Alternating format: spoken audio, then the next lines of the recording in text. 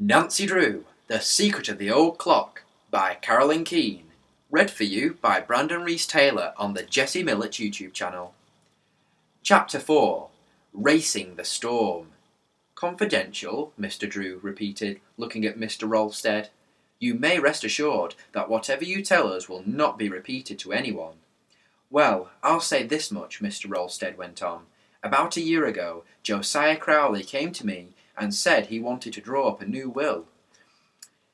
He indicated that he intended to spread out his bequests among several people. He expressed a desire to write the will himself and asked me a number of questions. I took him to my office and told him exactly how to proceed.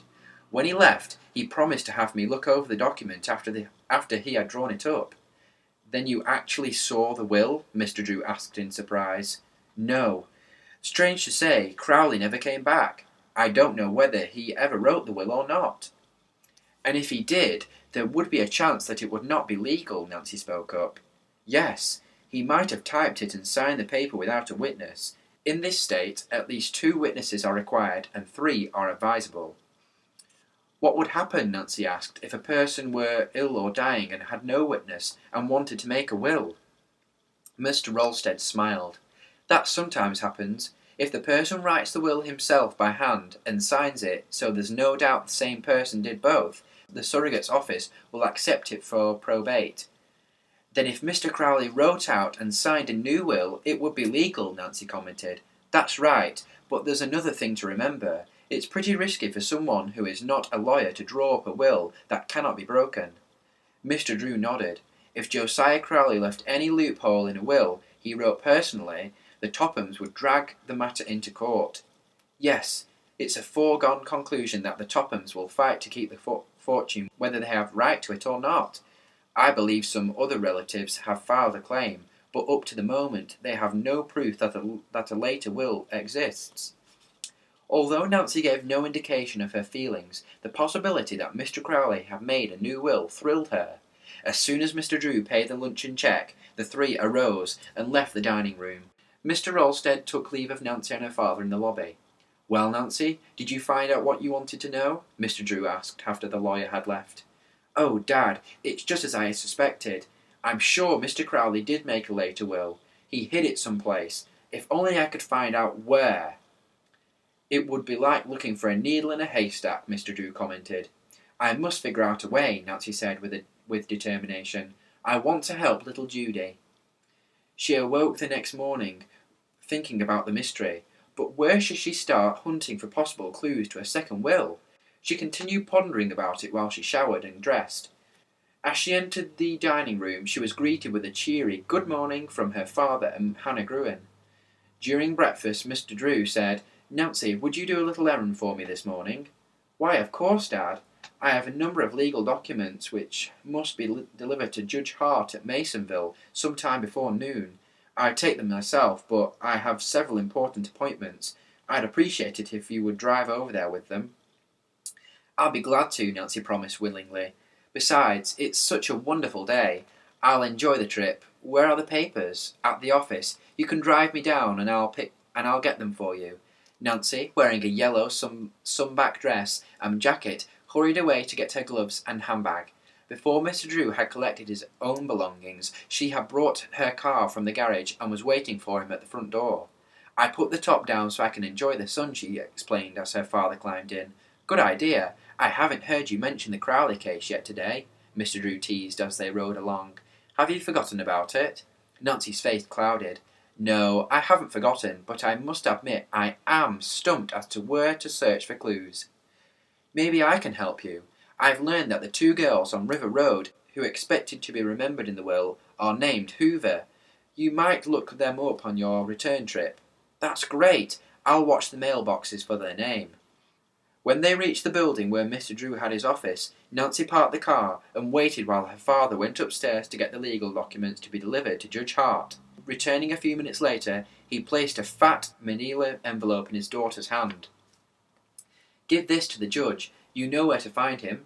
Yes, Dad, in the old Merchants Trust Company building. That's right. Selecting a recently constructed highway, Nancy rode along, glancing occasionally at the neatly planted fields on either side.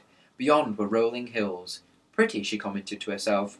Oh, why can't all people be nice like this scenery and not make trouble? It was nearly 11 o'clock when she finally drove into Masonville. Nancy went at once to Judge Hart's office, but was informed he had gone to the courthouse.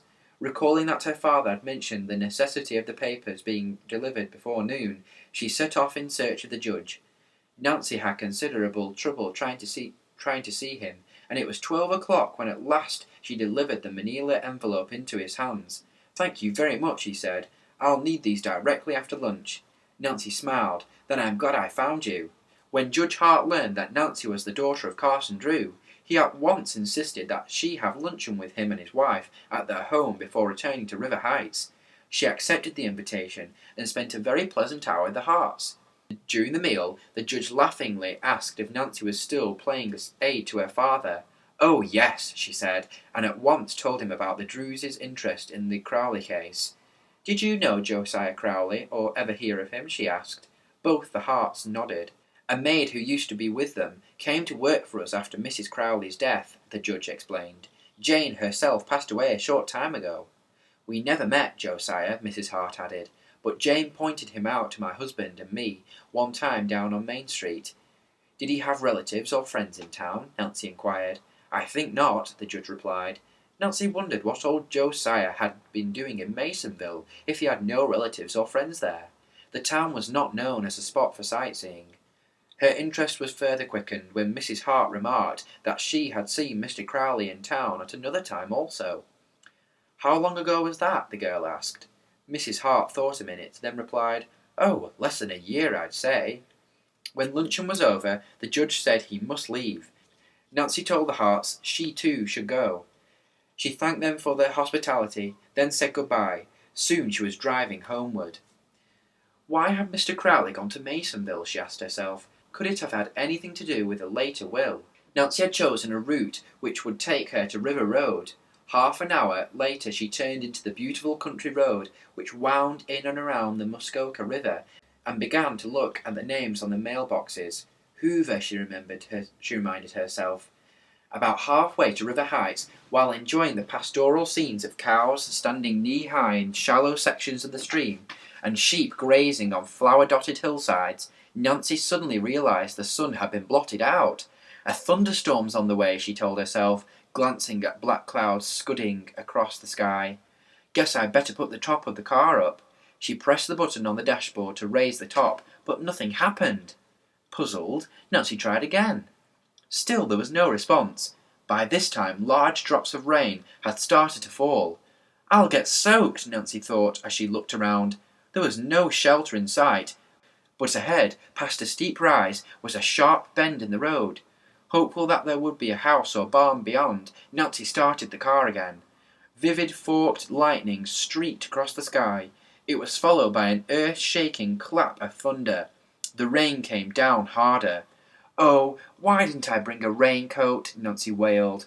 When Nancy swung around the bend, she was delighted to see a barn with lightning rods about a quarter-mile ahead. Farther on stood a small white house. "I wonder if that's the Hoover place," Nancy mused.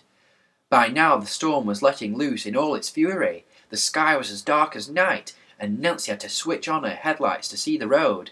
She was already thoroughly drenched, and her thought of shelter at this point was one of safety rather than keeping dry. Nancy turned on the windshield wipers, but the rain was so blinding in its intensity it was impossible to see more than a few feet ahead. Almost in an instant the road had dissolved into a sea of mud. Nancy had been caught in a number of storms, but never one as violent as this. She feared a bad skid might land her in a ditch before she could reach the shelter of the barn. "How much farther is it?" she worried. It didn't seem this far away. The next instant, to Nancy's right, a ball of fire rocketed down from the sky. "Oh, that was close," she thought fearfully. Her skin tingled from the electrical vibrations in the air. A moment later, a surge of relief swept over Nancy. "At last," she breathed. At the side of the road, the barn loomed up. Its large double doors were wide open. Without hesitation, Nancy headed straight for the building and drove in. The next moment she heard a piercing scream.